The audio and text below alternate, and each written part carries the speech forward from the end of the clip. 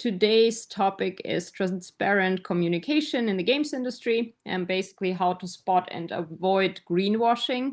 It's a very important topic because, of course, greenwashing can be very, very harmful. And that's why I'm really happy that today we have Niklas Kaskeala on board, who will give us some really good examples on how to practice transparent communication, and some examples of greenwashing from other industries. And we have Celia Zimmermann from SYBO. We basically start with Celia and her giving some examples.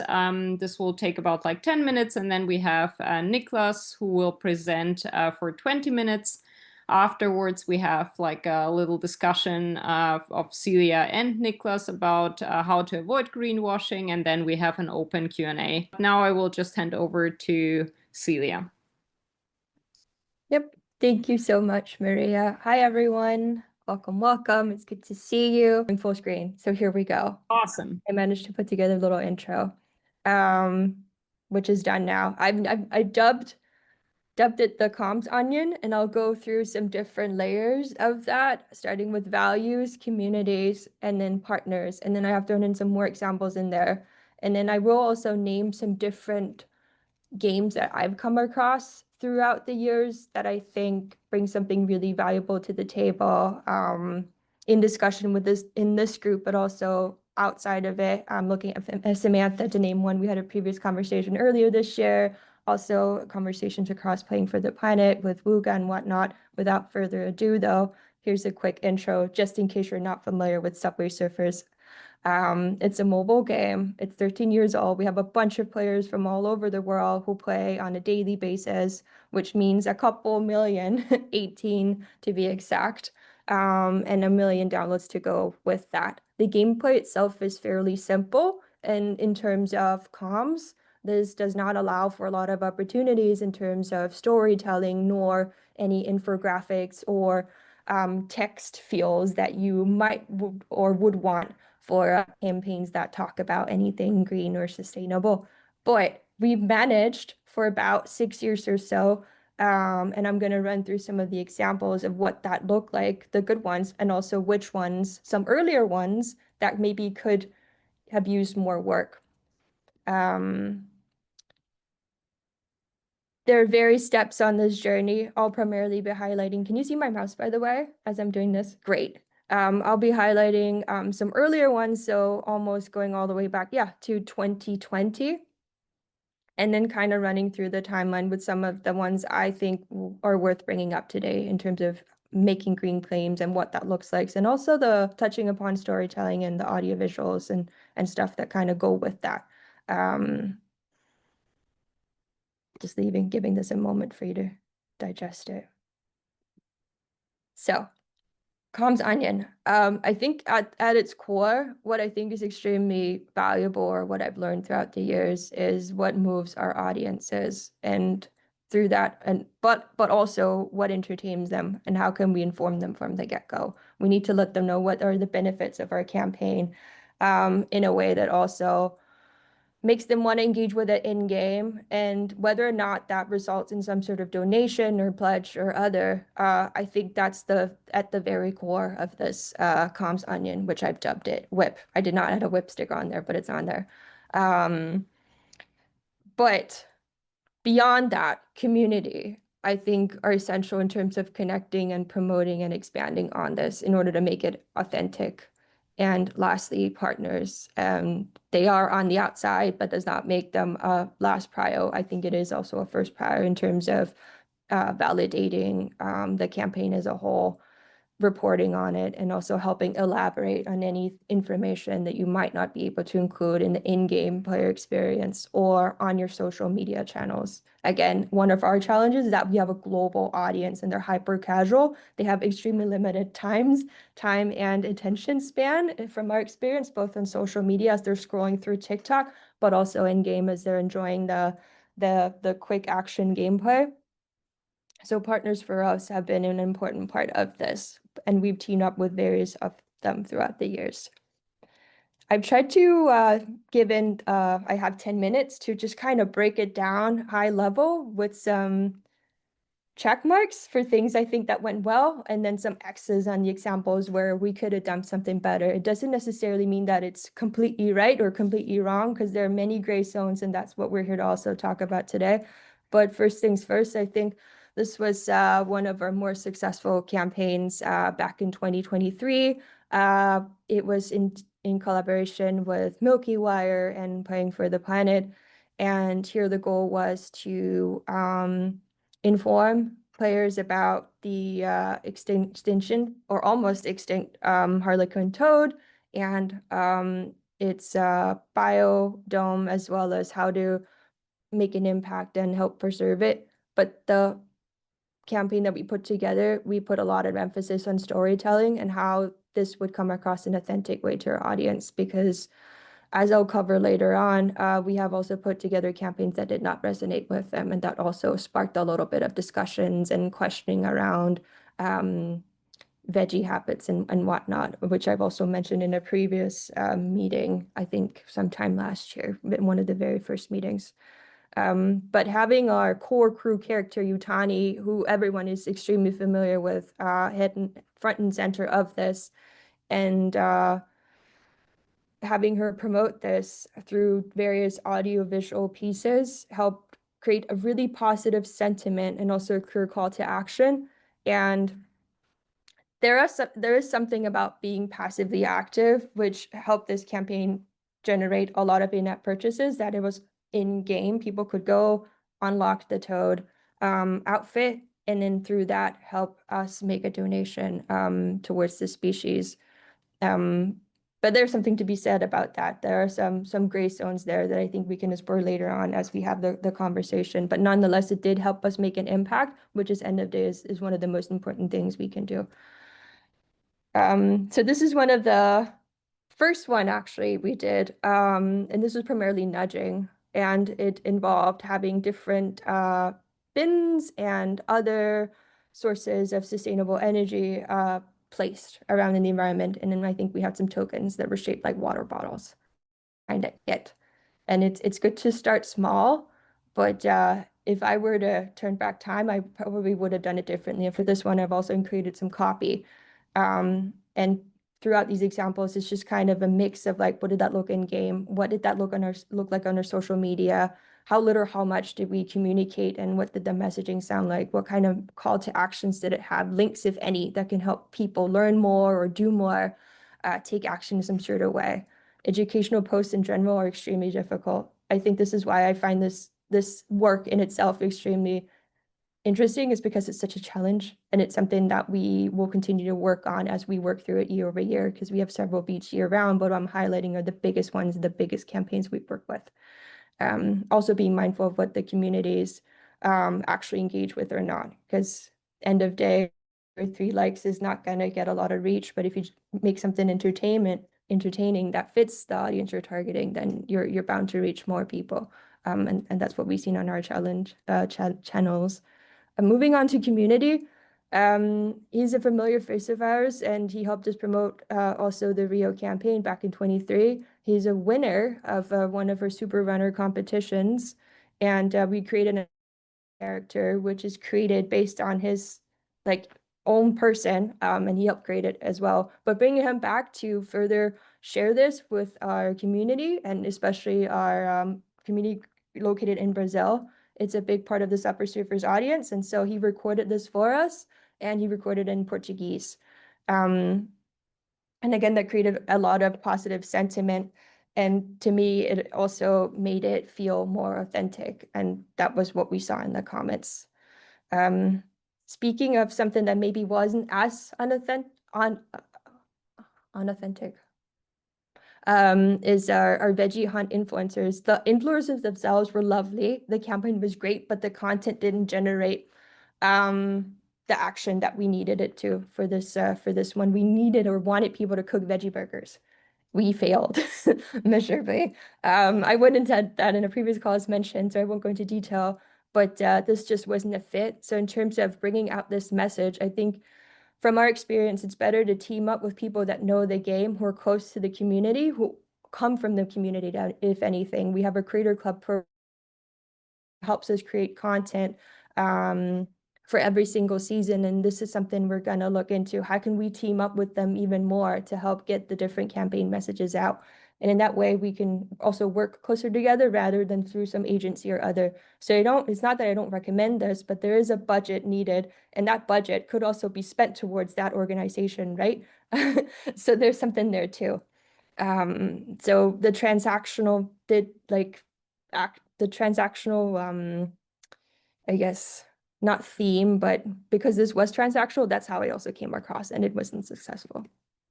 Partners is the third layer.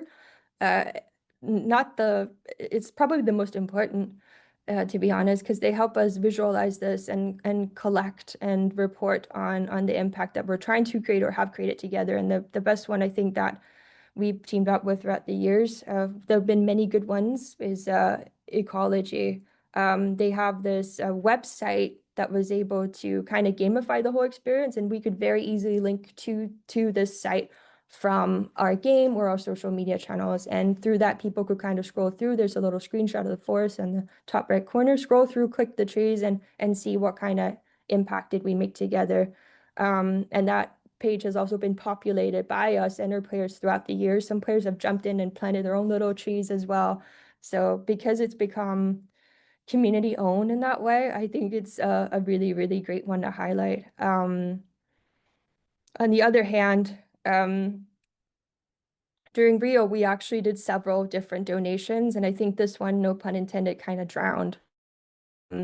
There wasn't much content offered, and the content we offered didn't really unlock anything. It was more something that just kind of tied in with the overall theme of the organization that we're working with, which was Mission Bow. And in terms of fit, I think taking people somewhere from an in-game experience and out on a page, it has to kind of match the overall experience as much as possible. Otherwise, they're not going to gain much from that, and we'll lose a lot from driving that traffic out. So I think that maybe wasn't a fit in terms of what they're able to offer the players visually, if when they wanted to learn more about the impact. So in that way, it came across kind of shallow, and also the messaging or the copy we put together for this one was nice, but that was kind of it for it. So I think that one wouldn't be a rebirth or would need some work if we were to work through it again. Lastly, just for the sake of more examples, here's some other ways that we include either tooltips and all kinds of messaging related to green or sustainable themes. I think, so these are from the Vege one, but they're just great because I don't think they're maybe as good as they could have been. Again, we have some vetted sources that we used, but ideally, I think teaming up with some sort of partner who could better help us visualize this and provide additional data relevant to whatever theme we're talking about, whether it's the ocean or forests or changing habits like food habits. I think that's a really important step in terms of making green claims and making the right ones. Here's more copy. Again, just like what does that look like on B2B channels? Because what I mostly talk through is just like what did that look and feel in game, and how did that come across in our channels? So there's different messaging for different channels, and there's a level of detail or not depending on who we're talking to. And I'm curious to hear what is the impact of that. Does cutting out certain bits and then linking to what you maybe think your players might not want to know immediately, and if they do, they can click and learn more, is that going into some sort of gray zone as you try and simplify things? So highlighting what the important things are, I think, is an important task, but also a tricky one given your product and the campaign and the audience. So there's a fine balance there. So all in all, this is a very fine balancing act. And I think some examples that games that do it really well, because what we have, Subway Surfers, is not themed around anything that necessarily relates to the topic of it. It's more subtle, and picking characters or coming up with seasons is one way that we tap into it. So for us, it's a little bit more tricky. But if you were to talk about or look at wholesome games, that kind of category in itself, I think there's a lot of things around farming, for example, Animal Crossing, or indie games like Niva that came out, that is, the story is subtle, but it's very clear that it's about protecting the planet and a species, and defeating or fighting pollution in the quest to do that. So there's that as well to take into account. More examples. I'll give it a moment for the sake of the video, just in case people want to review that. And I think that's it. I tried to keep it within the 10-minute limit, and I tried to include some examples of what not good or could be better looks like, because I think that's an important part of this conversation, is just putting it out there and saying, hey, this could have been better. Any thoughts, any suggestions that anyone has about that? Let's chat. I think that's the point of this forum. All right. Hey everyone, nice to be here. Thanks for inviting me to speak. My name is Niklas Kaskeala. I'm calling you from Finland, so it's really chilly out here. We're supposed to have a midsummer weekend, which is a big thing here in the Nordics, but it's rainy and cold. But luckily I can be here inside and talk with you. Let me start sharing. I have a few slides prepared for you here. Can someone just say that they can see this? Okay, good. So, let's see. Does it work? Yeah. So just a few words on who I am, because I'm not from the gaming industry. Actually, I'm from a different walk of life completely. I'm an environmental and climate activist, nowadays entrepreneur with different hats and roles. Recently, I've founded a new agency called the Activist Agency, where we try to work with, or like as an activist, I've been exposing a lot of greenwashing in the past few years, but today I'm actually trying to help a lot of companies navigate around the pitfalls of greenwashing and help them actually communicate what they're doing in terms of sustainability or impact in a more truthful manner. And I'm going to give you some examples of like greenwashing, basically, where things have maybe there were some good intentions, but it turned out to be greenwashing. And at the end of my presentation, I'll try to give maybe some tips on how to avoid that. But before I get started, I just want to remind, like when we're talking about greenwashing, it's really important to understand the context where we are today and the larger, wider ecological crisis that we're facing, not just climate, but also biodiversity loss. And actually, ecologists have defined so-called planetary boundaries that provide us as humans a safe space to live here on this planet. And nowadays there've been 9 of these boundaries have been assessed, and 6 of them have been crossed. So things like biodiversity loss, climate change have already been crossed. And the 7th one, which is ocean acidification, will be crossed any time now. So will be 7 out of 9 planetary boundaries crossed. So what this means is that, like, what we have to do is really like make a huge change in our societies, in the way we live, and turn around in many ways and start finding pathways how we can come back to within these boundaries, not just slow down our pace of crossing them. I have a metaphor here to help understand what this means. If our job, I guess most people will start picking up the trash and putting it away and making sure that we don't throw any trash into the park anymore. But what our response, as like the traditional sustainability response, for example, from companies, would be to set targets to stop throwing trash in the future into this park, or to become like net zero in terms of throwing trash by 2050, or incrementally reducing the amount of trash by 5% every year into this park. Now, what would happen in the next decades would be that this park would be overflowing with trash, right? And then we would stop maybe in 2050. But is that the solution to keep this park clean? Obviously not. And when you think about the planetary boundaries, like just to take one example, the climate crisis and the amount of CO2 in our atmosphere, we've already crossed the so-called safe limits of CO2 concentration in the atmosphere. So if our solution is to stop emitting or reduce our emissions incrementally, we're still adding CO2 into the atmosphere every day. So the real solution would be to stop completely, and even then we would still have a huge job in cleaning up after ourselves, in removing some of the excess carbon dioxide from the atmosphere. So why I'm saying this to start my presentation is to sort of kind of set the scene in terms of the gravity of the situation where we are today. That these incremental nudges or pushes or changes or emission reductions are just not enough anymore. We need to really reorganize and sort of or find a new direction in terms of the way we do business, so that our business models can help us go back to within those planetary boundaries, not just reduce the pace from which we're lengthening from them. But let's go into the theme of today. I think, when we talk about responsible communications or marketing, I find that to be actually quite an absurd like term. If we have responsible communications and marketing, what is the rest? And this applies to, I think, many other products and services as well. Like we have sustainable fashion, or we have sustainable food. So what is the rest? It sort of gives you the impression that sustainability or being responsible is not something that is the norm. But shouldn't it be the norm?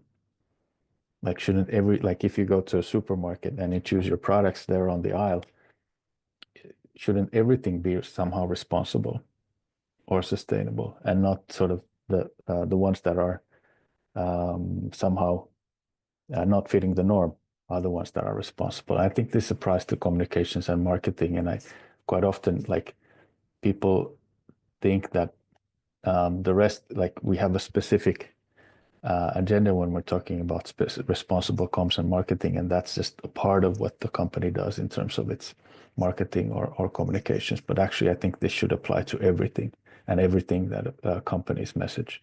So it's not something that's separate. Just to remind people of, like, what is greenwashing in a very like technical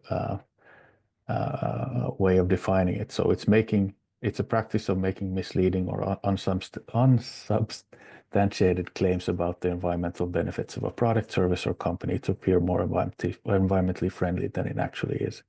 Well, this can be, there are other you can have whitewashing, or you can have other like dialogue washing. There are so many different washings, but this just to like sort of say that basically you're misleading your audience, or you're making claims that you cannot prove. So that's what it is.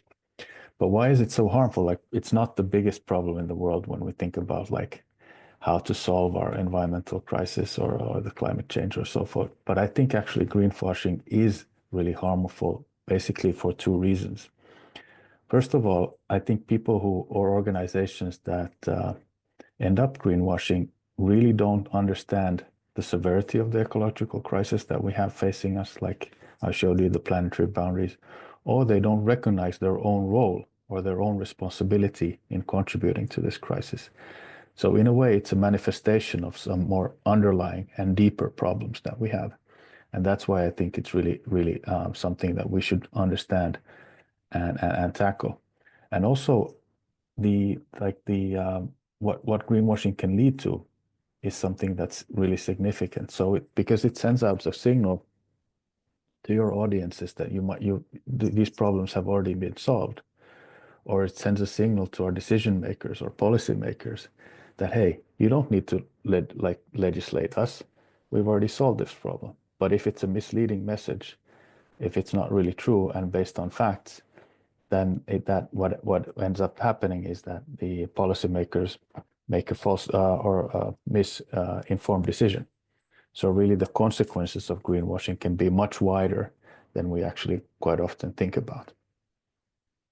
But let's go into these interesting cases. I have a few here that maybe sort of show that in some cases there might have been some good intentions behind this, but in some cases I think it's just pure. The whole idea was probably to greenwash in the first place. The first one is regarding sustainable aviation fuels. A few years ago, Finnair, which is the national carrier here in Finland, had a huge campaign claiming that they can reduce about up to 80%.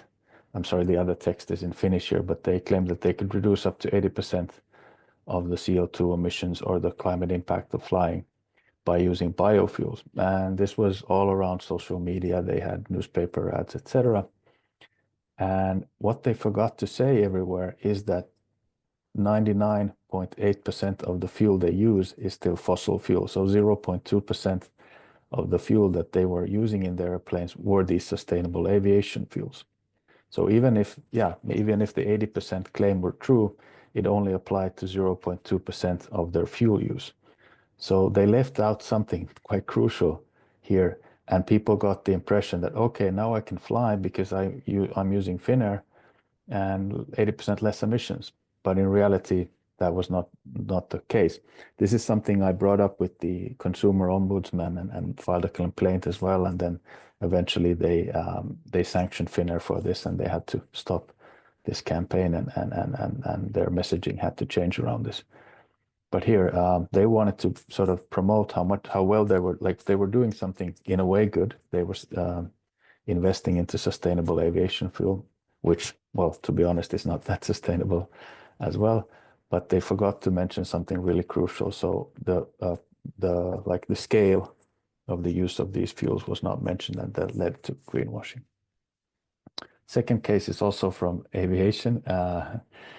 This is a billboard from Heathrow Airport where they're saying that they have reduced their carbon emissions, and I think at some point they also claim to be carbon neutral.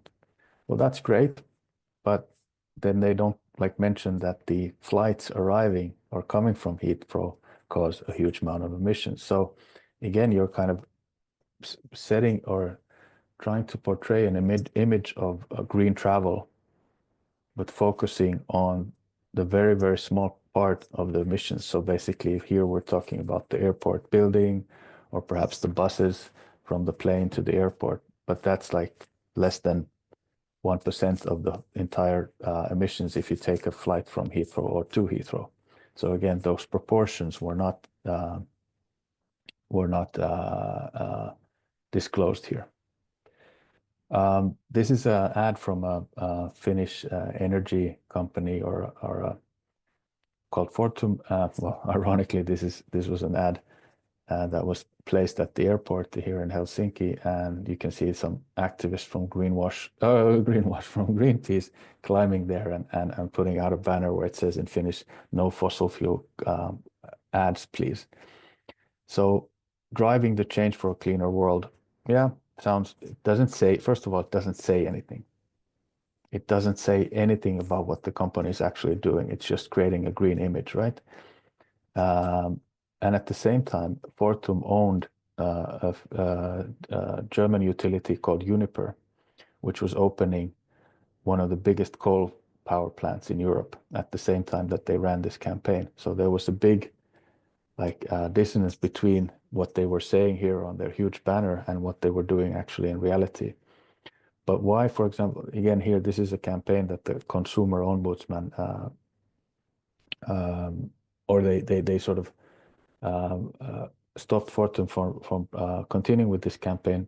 But the reason wasn't that there was this discrepancy. The reason was that they weren't really saying anything here. They were just making a very general kind of claim that they're driving the change for a cleaner world without substantiating what they were doing. So that was the issue with this campaign. Here is again, sorry if my examples are slightly from Finland here, being a Finn, but this is ST1, which is also an energy company here that mostly sells fossil fuels. They operate, for example, Shell petrol filling stations here in Finland. And they've been a sponsor of the Finnish national skiing team for some years now, like the main sponsor. And they run a lot of campaigns and ads around this. And one of them, the one on the left, shows our like Olympian medalists skiing or trying to ski without snow. And they're saying that, yeah, we're supporting this like the national ski team so that we can find solutions so that we'll still have snow to ski on in the future.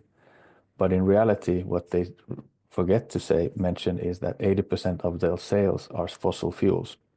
They call themselves a company that's in transition towards more sustainable fuels, but in reality, they say that 80% level of fossil fuel sales for the last 5 years. So we haven't really seen much of a transition. And at the same time, we know that the climate crisis is causing our winters to disappear. And so they're fueling the crisis that makes skiing more difficult. And at the same time, they're trying to greenwash themselves by sponsoring the national ski team. I think it's quite absurd. And here, there's a lot of, obviously, we need to electrify our transport system, but that at the same time, you have these car companies, for example, touting their electric vehicles, and at the same time, they're creating bigger and bigger cars. So this is actually a headline from a few years ago already, but it's still applicable today. So the fact that cars have grown in size has pretty much canceled out all the climate gains or the emission reductions that we have seen from the electrification of our transport system.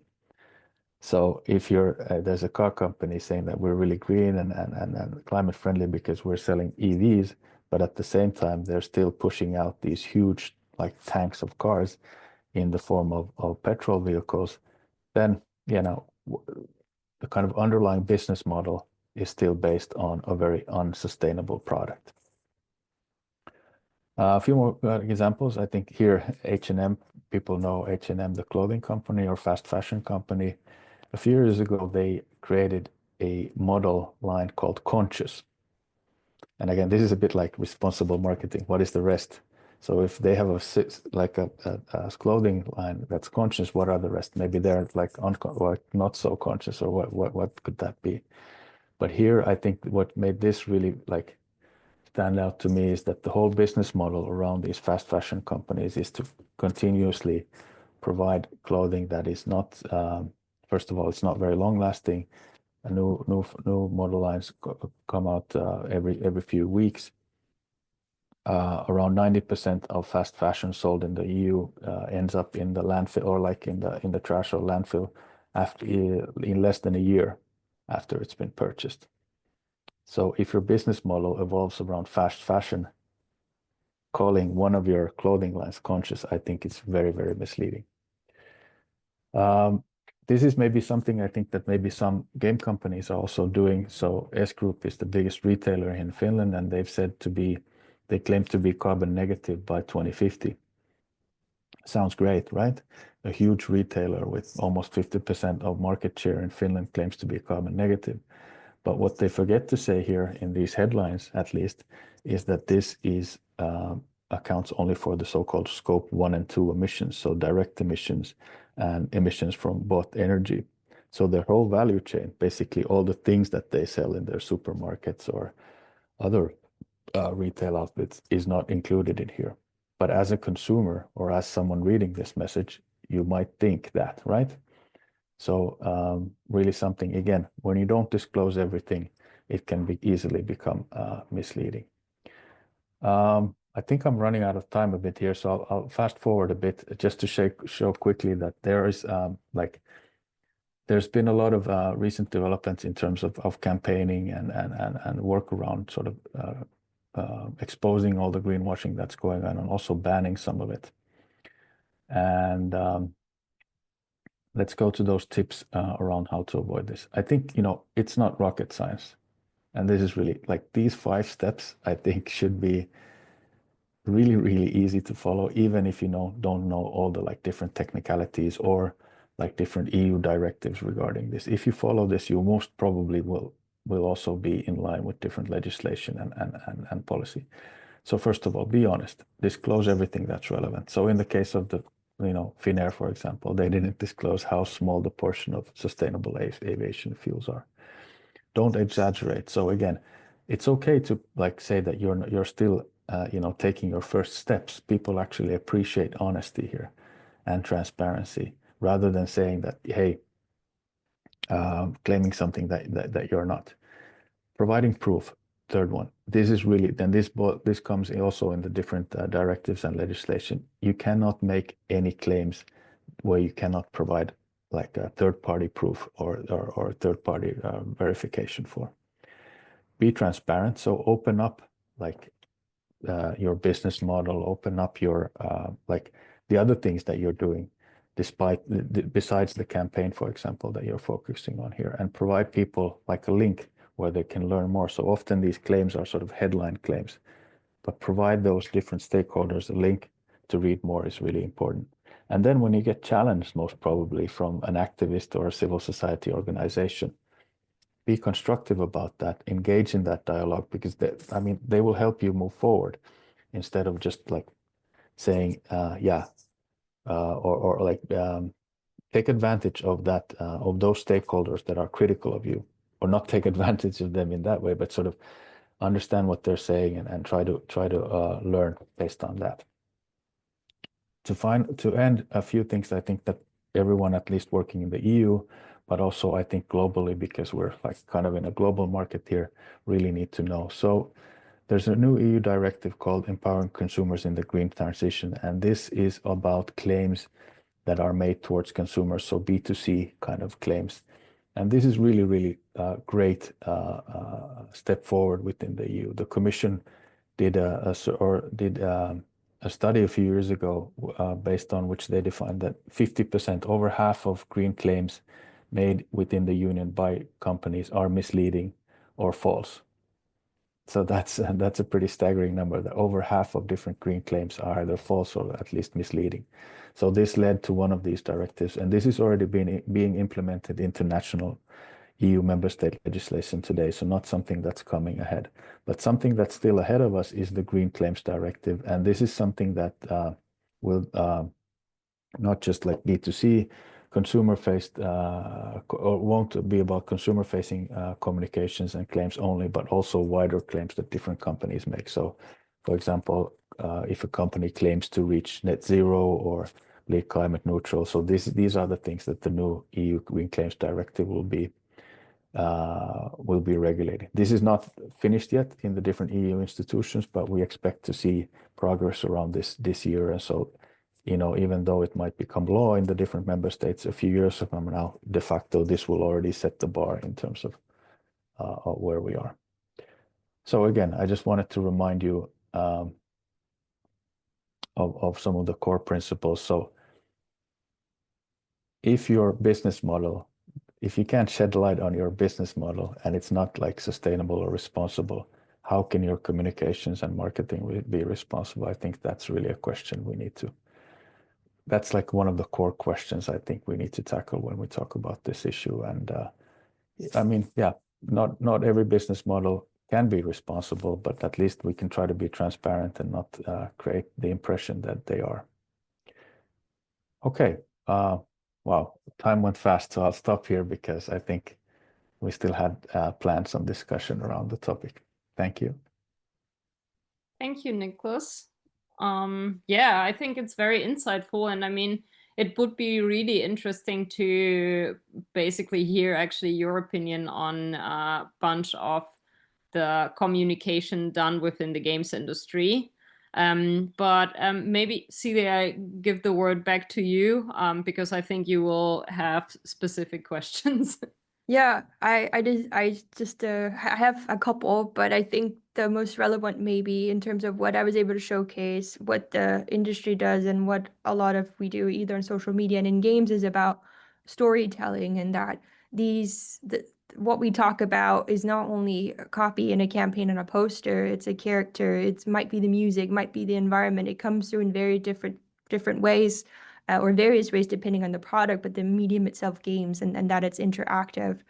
And so my question is, like, where's the line between green storytelling and greenwashing in your opinion? Because you can have a character that might do the same, but it might not be as explicit. It might be just as harmful, such as maybe the manta ray board that I included. It's a board, it's shaped like a manta ray. Just to, get the conversation started. Yeah. I think the games industry, you have to look at it, like let's just talk about climate impact, for example, just because that sort of, it's more understandable. You can have both a climate footprint and a climate handprint.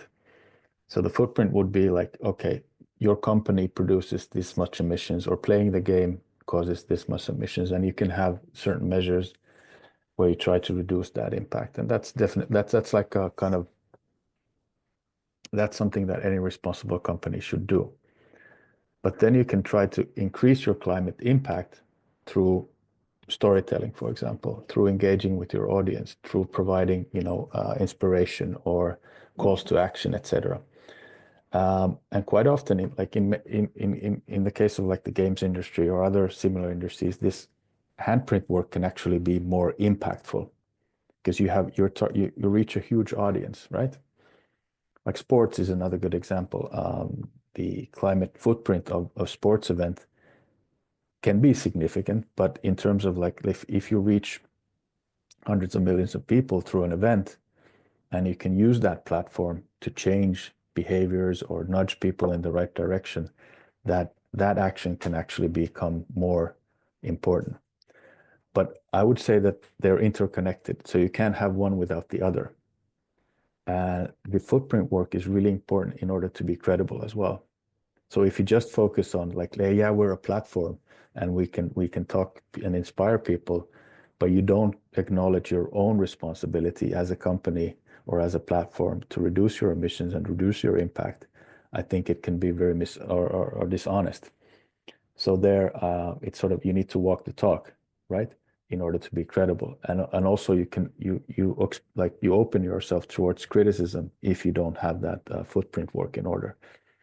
But understanding the magnitude of these two is really crucial, and understanding your business model in the way that, hey, where like I see a lot of perhaps companies like working on the footprint stuff right now because they don't really realize that they can actually have a bigger impact once they start engaging with their audiences and using that platform that they have. I think that's a really important point. And I mean, the game industry is kind of young, but the amount of influence that we can potentially have is massive, with 3 billion players across the globe. To maybe even only tap into a percentage of that through our campaigns, through our games. But in order to do that, standardization is needed, and we have different calculators that we're all working on, and we're working on different ones, but kind of streamlining that, I think, is going to be a key way to go about that. And then for all the games that are already out there, we're going to have to maybe backwards, like engineer it. And hopefully for the new ones that keep popping up on the daily basis, there will be tools soon that can help them implement that from the get-go in their code, in their products, through and through. So it's not just something that you talk about on social media that you're able to inject into the game. You don't want to force it, but oftentimes you kind of have, depending on what you want to do as a company, but then you have a product that maybe doesn't allow you to do it. You have to just kind of shove it in there, at least to start with, and then see what the reception is and work from there, because it's a process. Yeah, I would add also that I think like the handprint work is not just about campaigns or like it's also about like what you normalize.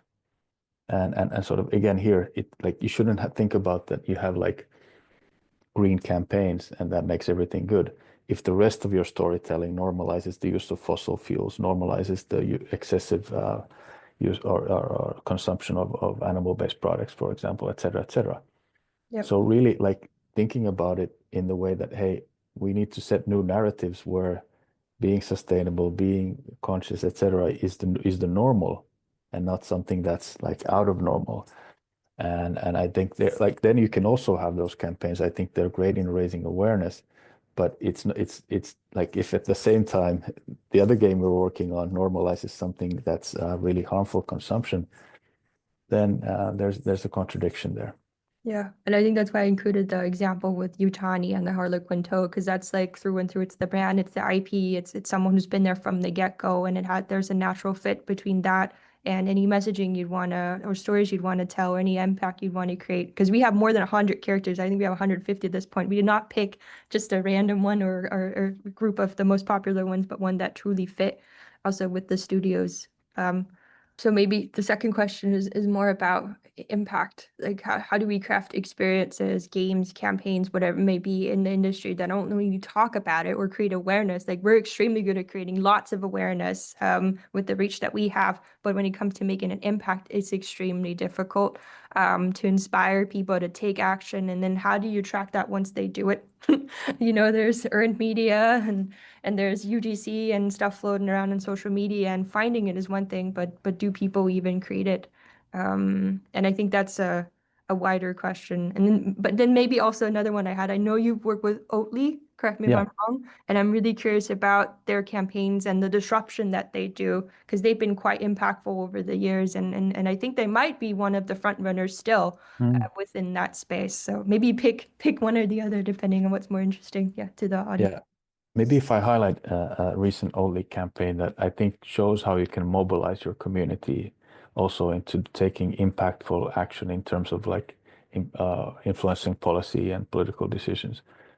So a few years ago, the dairy lobby tried to introduce this EU amendment called 171, which would have made like basically the idea there was that consumers are unable to, or what the dairy lobby was saying, that consumers are unable to distinguish between plant-based drinks and milk dairy products in the store. So if this amendment would have passed, it would have meant, for example, that the packaging would have had to be completely redesigned, for example, for oat drinks, so that consumers couldn't mistakenly choose that instead of animal-based dairy. Obviously, this was just an attempt for them to sort of cause harm on the plant-based industries or the plant-based companies. So what Oatly did is, instead of just trying to like lobby against this decision, which was obviously done as well, was to mobilize the community that had sort of become Oatly fans and consumers, and actually set up a petition that got close to 500,000 signatories in the EU, 450,000 or something eventually, and used that to show wide support against this amendment that the dairy lobby was. And it also helped to expose the like dirty tricks that the dairy lobby was pulling when it comes to their public affairs or their lobbying efforts. So they kind of used the strength of the community, and eventually this amendment didn't pass because it caused such a widespread opposition. So again, I think here, like recognizing the wide audience or community that you have, and if there's a way to kind of crack how you can mobilize them outside the games, right? In kind of real life mobilization towards something that requires urgent action. We're seeing today like a big attack on like the kind of sustainability agenda, the climate agenda. We're seeing like far right populism on the rise. So is there a place for the like gaming community to be part of like the kind of resistance or opposition towards that? Maybe there are some activists that can be found through the games, etc. So I think recognizing that you're not just nudging consumer behavior, or like nudging them to choose a veggie burger instead of a plant or a meat burger, but also encouraging them to step up and like take action in terms of signing petitions or being more active when it comes to what's going on in the world, etc. So recognizing that like kind of responsibility that you have when you have this huge platform that's been given to you, and using it in the right way. I completely agree. We worked with pledging before. I showcased the timeline earlier and had some CSR in there and included a lot of pride campaigns. And that's been an ongoing theme for all of the five campaigns, I'd say. Also working with Born This Way Foundation, that was a pledge goal to be kind. And for our campaign going on right now, it's called Live Loud. And we've also had different ways of visualizing the characters going out and activist moments depending on who they are and what they're into that we've shared and also built story around over the years. So that makes me think what we could draw from our pride campaigns and maybe inject into our sustainability ones. And we also played around a little bit with our Rio one. We were very inspired by Greta and the tone of voice and the call to action. We wanted to inject our campaign with that spirit. So yeah, I think extremely interesting and food for thought, and also great fit with Subway servers. They're rebels. They're here to, I guess, lack of a better word, mess things up. Okay, we are running out of time. Also wanted to now include the question of Charlotte. Charlotte was asking, what advice would you give studios to make their environmental content more meaningful?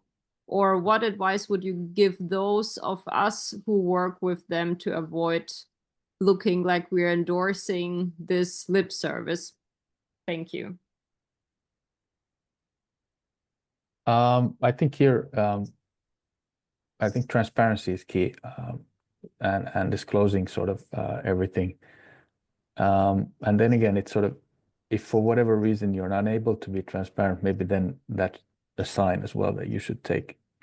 It's a sign that perhaps not everything at home is in order. So if you can't be completely transparent, so maybe that sort of points you in the right direction in addressing whatever reason you can't be transparent about.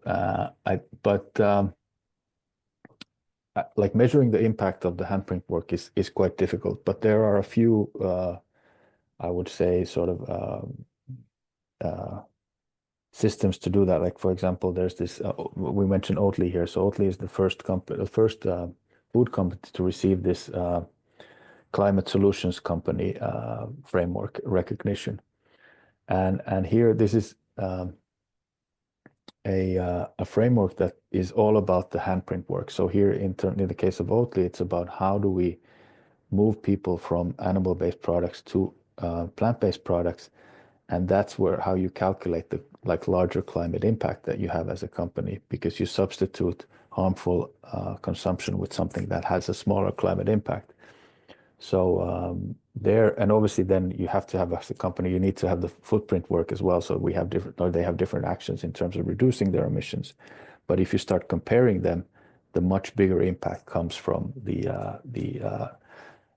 kind of handprint work. And there are some emerging frameworks on how to measure that as well. I'm not sure how applicable they are to the gaming industry, which is like, there's no tangible product that replaces another product, but perhaps, reaching out to some of these organizations that are working around these frameworks and saying that, hey, you might be interested in looking into them. That could be something, because then it brings some credibility to that work as well. So it's not just something that you kind of maybe maybe creates an impact, but it's something that you can actually measure then. Awesome. Yep. Thank you so much, Niklas, and Celia, and everyone who joined. Please feel free to reach out to us and in case you have any other questions. Thank you so much, everyone. It was great. Thank you, everyone. Thanks. Thank you, Maria.